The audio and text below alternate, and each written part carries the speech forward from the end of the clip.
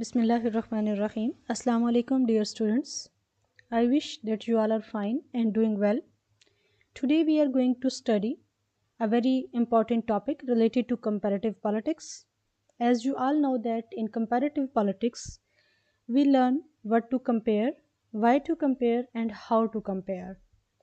As far as the question what to compare is concerned, the whole political system of a state can be compared with another state's political system, or one component of a political system can be compared with its counterpart, or the functions and the performance and the activities performed by these components can be compared with their counterparts.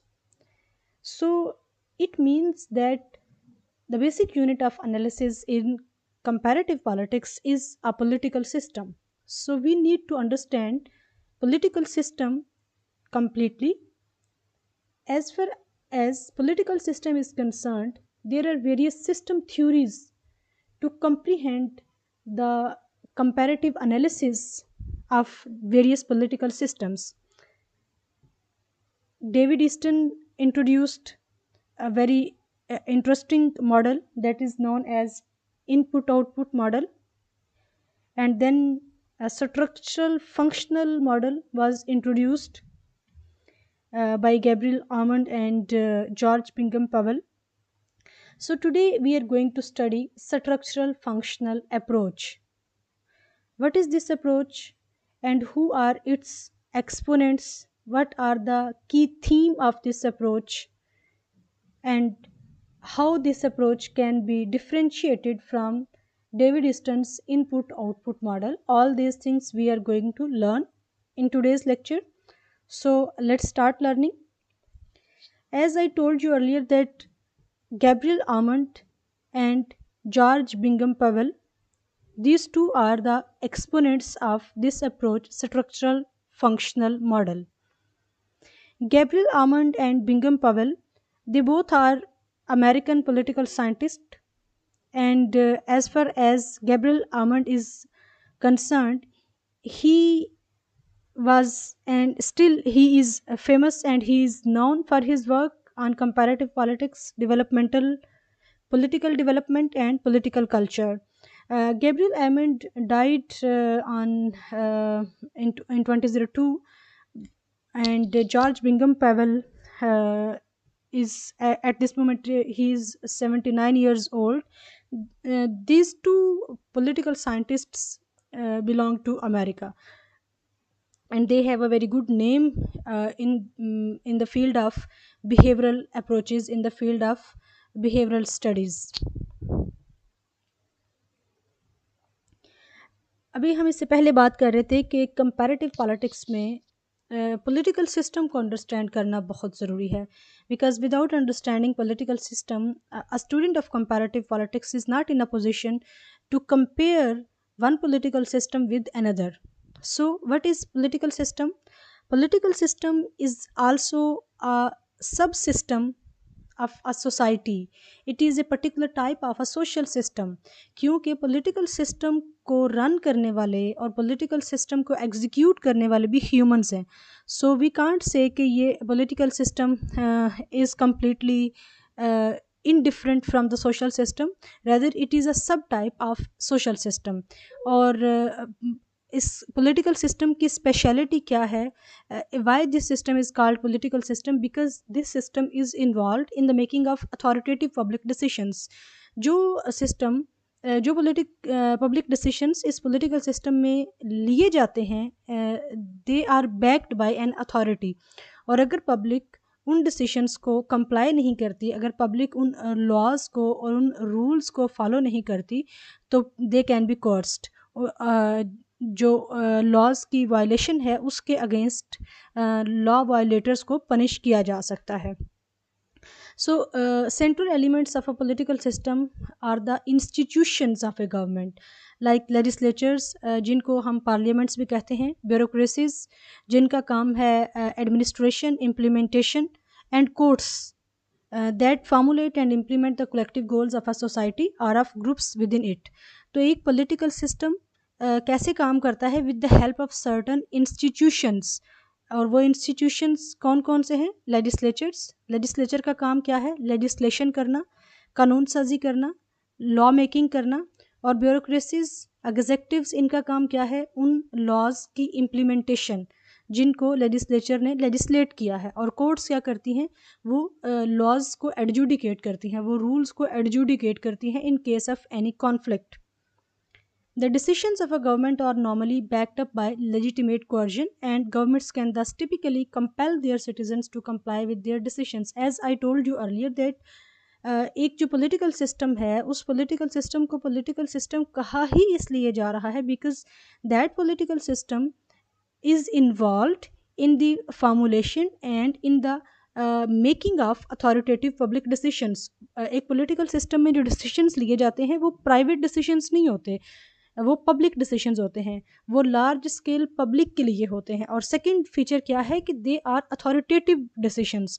अगर कोई उन्हें नहीं मानता तो political system में इतनी authority मौजूद होती है कि वो ना मानने वालों को, जो उसकी वायलेशन करने वाले हैं, वायलेटर्स हैं, वो उनको कोर्स कर सकता है, उनको पनिश कर सकता है।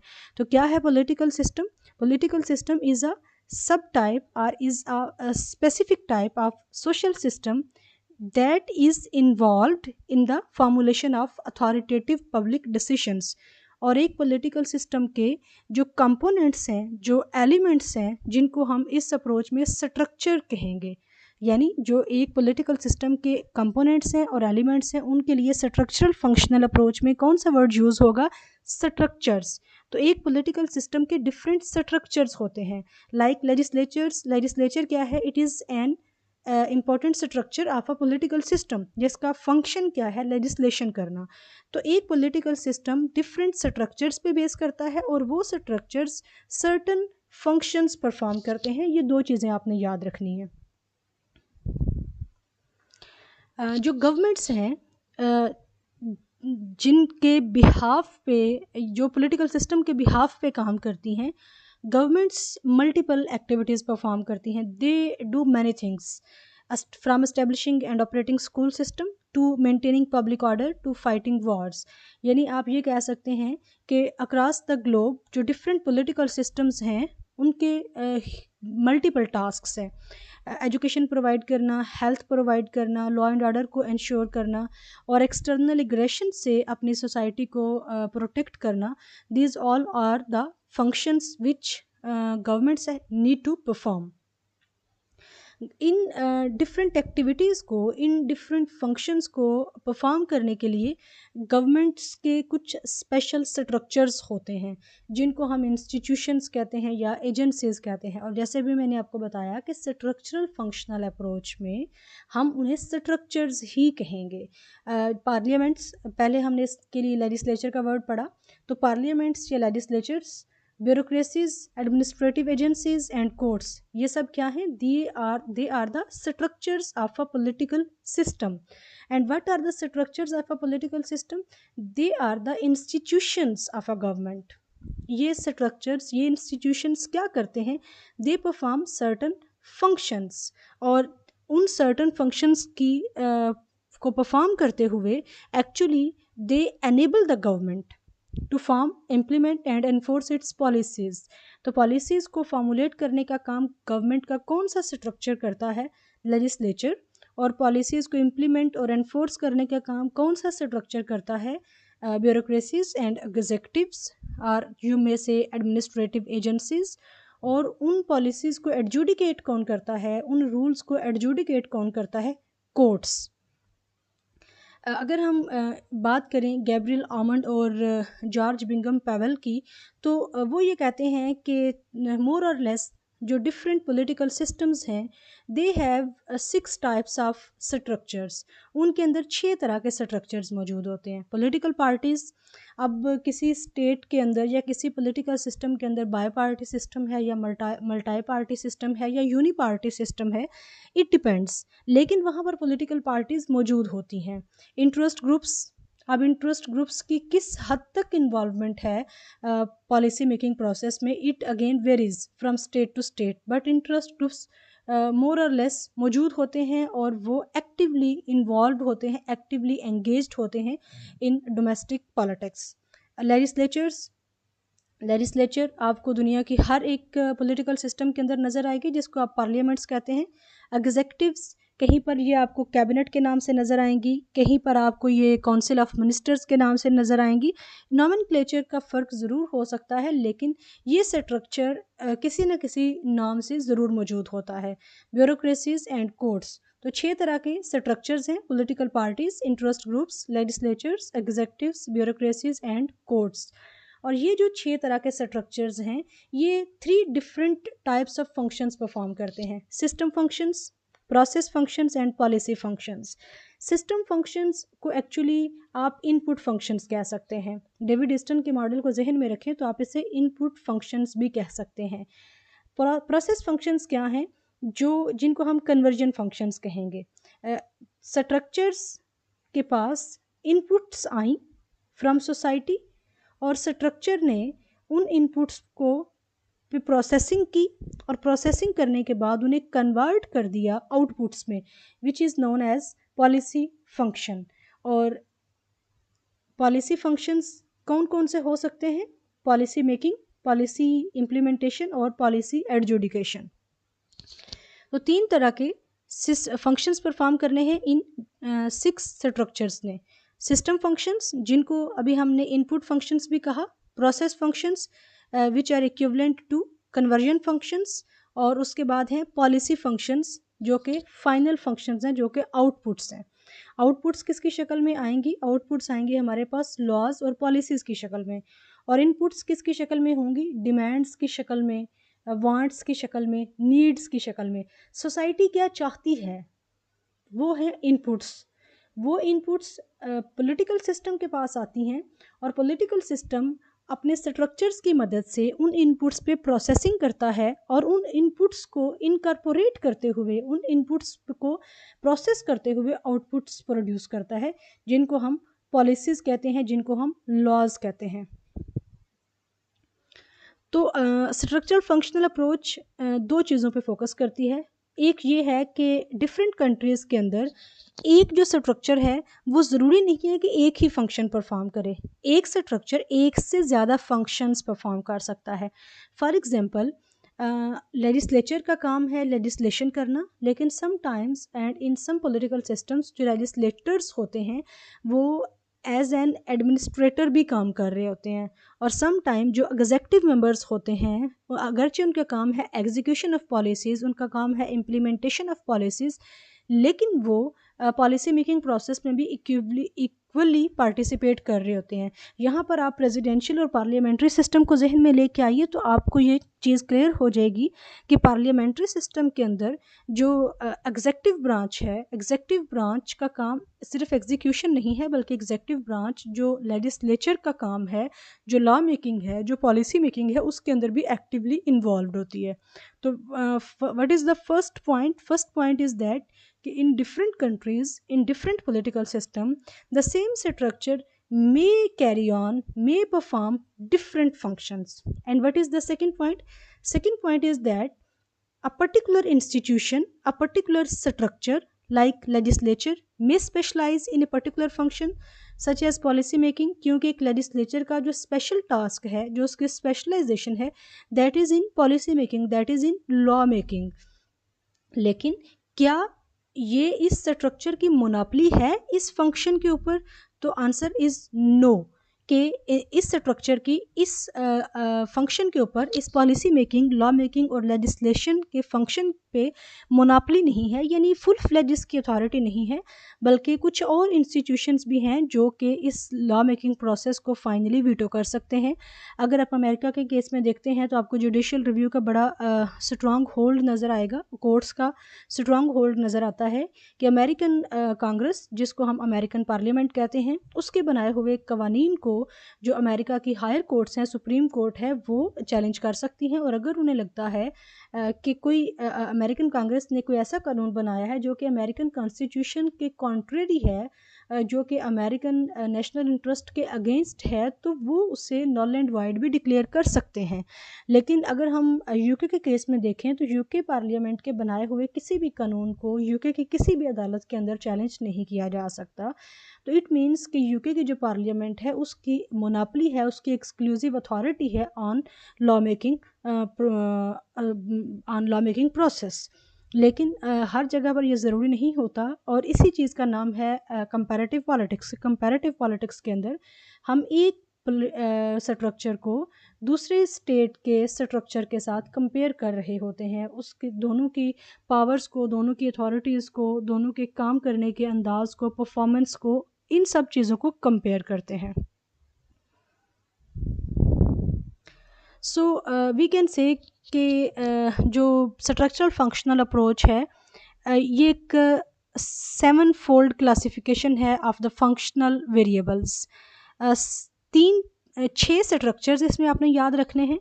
6 स्ट्रक्चर्स कौन कौन से हैं? Political parties, interest groups, legislatures, bureaucracies, then courts and executives. और स्ट्रक्चर्स 6 को याद रखने के साथ साथ आपने 7 फंक्शंस को याद रखना है। और वो 7 फंक्शंस कौन से हैं? उनको आप 2 कैटेगरीज में डिवाइड कर लेंगे। एक है input functions and the second is output functions. Input functions 4 हैं: political socialisation and recruitment, interest articulation, interest aggregation and political communication. अब ये जो इनपुट फंक्शंस हैं, अभी मैंने पिछली स्लाइड में बताया कि इनपुट फंक्शंस कहाँ से आएंगे, सिस्टम इनपुट फंक्शंस कहाँ से लेगा, इनपुट्स कहाँ से आएंगे सिस्टम के पास? तो ये आएंगी एनवायरनमेंट से, सोसाइटी से। जिस पॉलिटिकल जिस सोसाइटी में वो पॉलिटिकल सिस्टम मौजूद है, उस सोसाइटी की क्या डिमांड्स हैं, उस सोसाइटी के मेंबर्स की क्या नीड्स हैं, वो पॉलिटिकल सिस्टम को कन्वे की जाएंगी। और ये जो जब वो डिमांड्स और नीड्स उस पॉलिटिकल सिस्टम को कन्वे हो जाएंगी, तो फिर वो political system with the help of its structures वो उन पे प्रोसेसिंग करेगा और आउटपुट फंक्शंस परफॉर्म करेगा। तो 4 आपने याद रखने हैं इनपुट फंक्शंस और 3 हैं आउटपुट फंक्शंस। अगर हम इनपुट फंक्शंस की बात करें, जैसे भी हमने बात की कि ये 4 हैं, तो ये चारों जो फंक्शंस हैं आमतौर पर इनको नॉन गवर्नमेंटल स्ट्रक्चर्स परफॉर्म करते हैं। अभी हमने बात की थी पीछे स्ट्रक्चर्स की, तो there are 6 types of structures.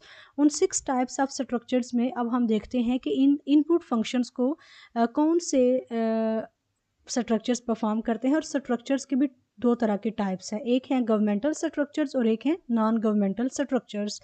Governmental structures और नॉन गवर्नमेंटल स्ट्रक्चर्स को भी अभी हम स्टडी करते हैं कि कौन से गवर्नमेंटल स्ट्रक्चर्स हैं और किन को हम नॉन गवर्नमेंटल स्ट्रक्चर्स कह रहे हैं। फर्स्ट फंक्शन को देखिए, political socialisation and recruitment. What is political socialization? Political socialization is a process of transferring and transmitting political culture from one generation to the next generation. और political culture क्या है? Political culture is the name of the beliefs, values, attitude, behavior of citizens towards their government and political system.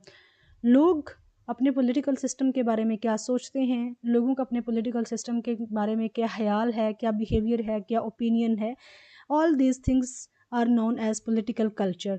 और ये जो values हैं political system और government के बारे में, इनका एक नस्ल से दूसरी नस्ल तक मुंतकिल होने का जो अमल है उसे हम पॉलिटिकल सोशलाइजेशन कहते हैं। तो पॉलिटिकल सोशलाइजेशन और रिक्रूटमेंट कौन से स्ट्रक्चर की मदद से हो रही है? ये हो रही है फैमिलीज़ के ज़रिए से, पीयर ग्रुप्स के ज़रिए से, एजुकेशनल इंस्टीट्यूशन के ज़रिए से, पॉलिटिकल पार्टीज़ के ज़रिए से, इंटरेस्ट ग्रुप्स के ज़रिए से, मीडिया के ज़रिए से। अब अगर हम मीडिया की बात करें, अगर हम पॉलिटिकल पार्टीज़ की बात करें, अब पॉलिटिकल पार्टीज़ में भी 2 तरह की पॉलिटिकल पार्टीज़ होती हैं। कुछ अपोजिशन पॉलिटिकल पार्टीज़ होती हैं और कुछ रूलिंग पॉलिटिकल पार्टीज़ होती हैं। लेकिन इनका अपोजिशन और रूलिंग पॉलिटिकल पार्टीज़ बनने से पहले जब ये इलेक्शन कैंपेन में प्रोसेशंस करती हैं, जलसे करती हैं, तो उस वक़्त they are not the part of government. और अगर वो गवर्नमेंट का पार्ट हैं भी, तो नेक्स्ट जो टेन्योर है उस गवर्नमेंट का या नेक्स्ट टेन्योर को सिक्योर करने के लिए दे लॉन्च देयर कैंपेन्स। उस वक्त जो वो काम कर रही होती हैं, जो एक ओपिनियन उन तकरीरों और उनके उन जलसों की वजह से पब्लिक की जो एक ओपिनियन बन रही होती है about government, about political system, actually वो उस वक्त political they are working as an agent of political socialisation.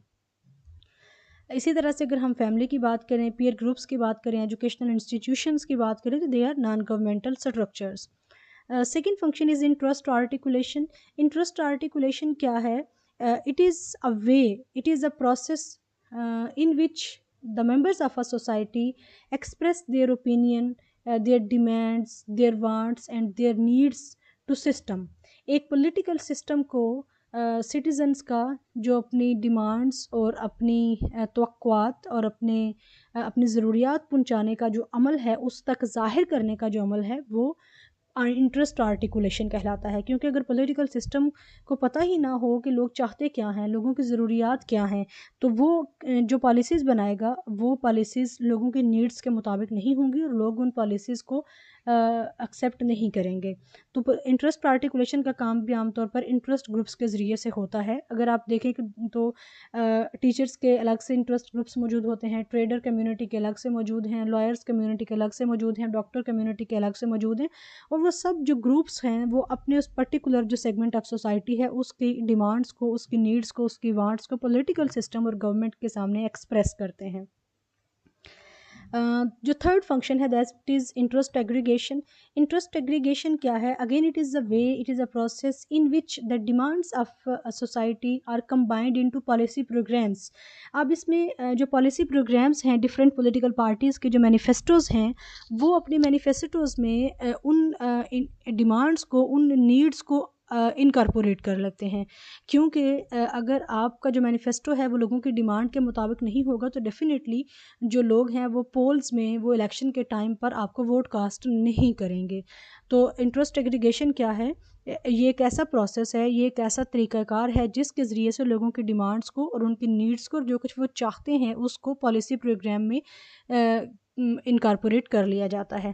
Political communication क्या है? जैसा कि नाम ही बता रहा है कि ये एक ऐसी कम्युनिकेशन है जिसके ज़रिए से न्यूज़ स्प्रेड होती हैं, और वो जो न्यूज़ हैं वो पॉलिटिक्स को इन्फ्लुएंस करती हैं। जो वो ओपिनियन है,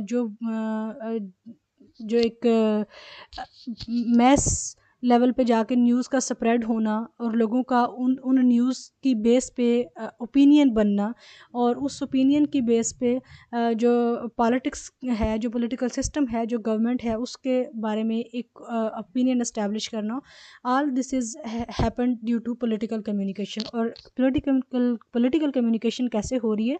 बाय मैस मीडिया।